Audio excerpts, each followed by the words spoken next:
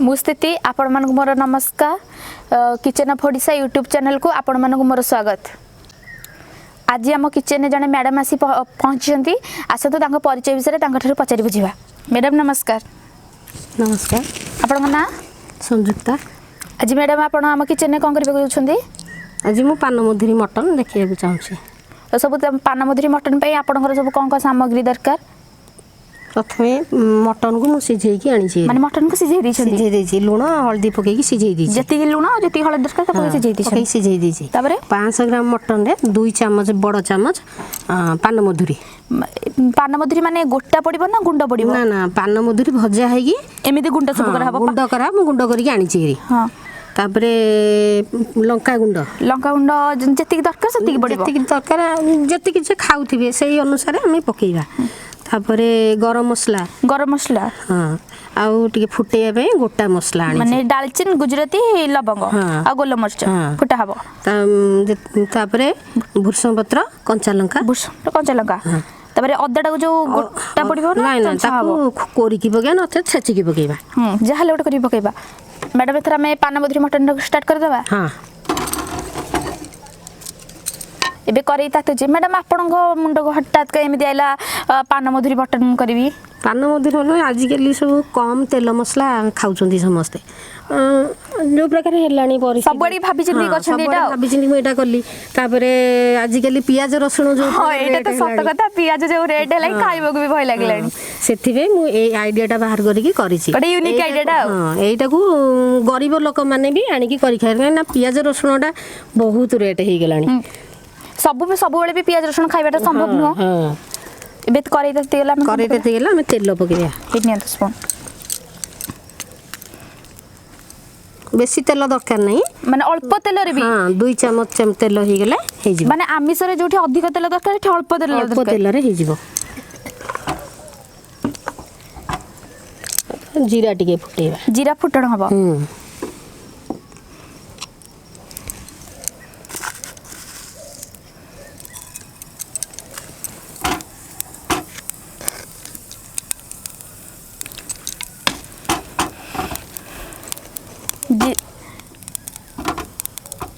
जीरा पर कौन दरकार मैडम? कंचा गोल मरच पकेबा ओटा कोरी नै तो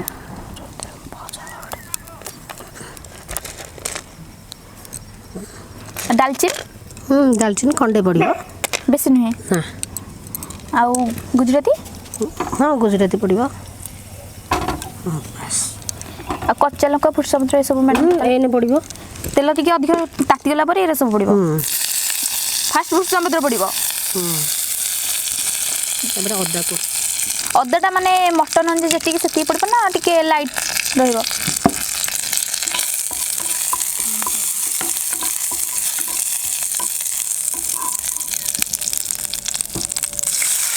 ताकि तो पड़ कि मटन को पड़ जिवो फुटण पड़ गेला मटन पड़िबो ताबरे अदाटा को हम मटन को आगे धीरे सिझेबे पड़िबो लगते तो मटन टा टी सिझिया को टाइम दरकार ना। हां मैडम एत्ति तेल रे से हे जिवो हां आ कच्चा लंका मैडम केतले पड़िबो? कंचा लंका भुरसंग पत्र सहित एने पके देले भी चलिबो। आ जीरा जो जीरा मधुरी पाउडर टा हां पानमधुरी पाउडर टा पड़ला केते स्पून पकेल हबो? एटा बड़ चम्मच रे 2 चम्मच ता गुंड करेगी 500 मटन रे पड़िबो। जो कंचा पानमधुरी को गुंड हबो ना भजा पानमधुरी मु एटा कंचा रखी छी एठी भाजी के गुंड करी छी।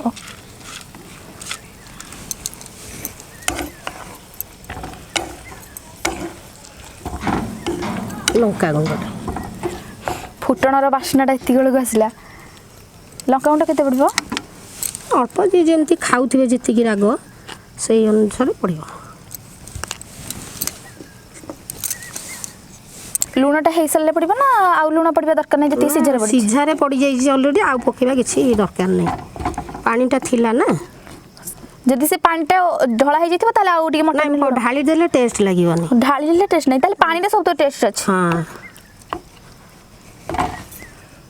एबे मटन टा कोन टिके घोड़ै देबा मैडम मटन टा तो एबे सिझुची माने आको जो घोड़नी घोड़ाई के रखाबो केते समय रहइबो? 5 रु 7 मिनिट रखिदेले हे जिवो कारण मटन आगुर भी सिझी आगुर सिझी जाइजी केवल से जो मसला पड़ला तार टिके स्मेल बे से मटन रे मिसीबा पई स्मेलटा टिके 7 मिनिट घोड़े दबा हां माने मटन टा भी सिझिबा दरकार नै खाली ताले घोड़े सिझी जाइजी ना आगुर आ सिझी जाइजी नै मैडम थोड़े टिके घंटी नबा अधिक समय घोड़ा हलानी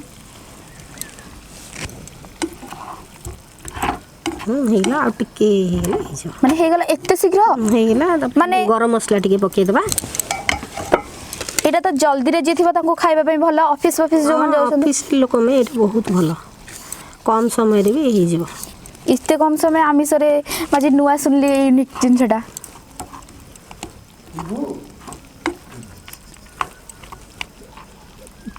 गैस टा हाई करिपा मैडम अल्प टे घोड़े दबा तापरे ओलेइबा एला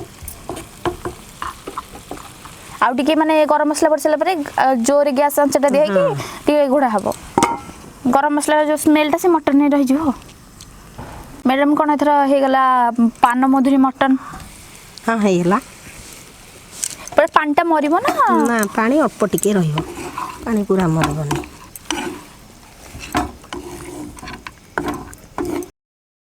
एबे पानमधुरी रो भी बास्नाटा बढ़िया स्मेलटा तो बढ़िया आसुची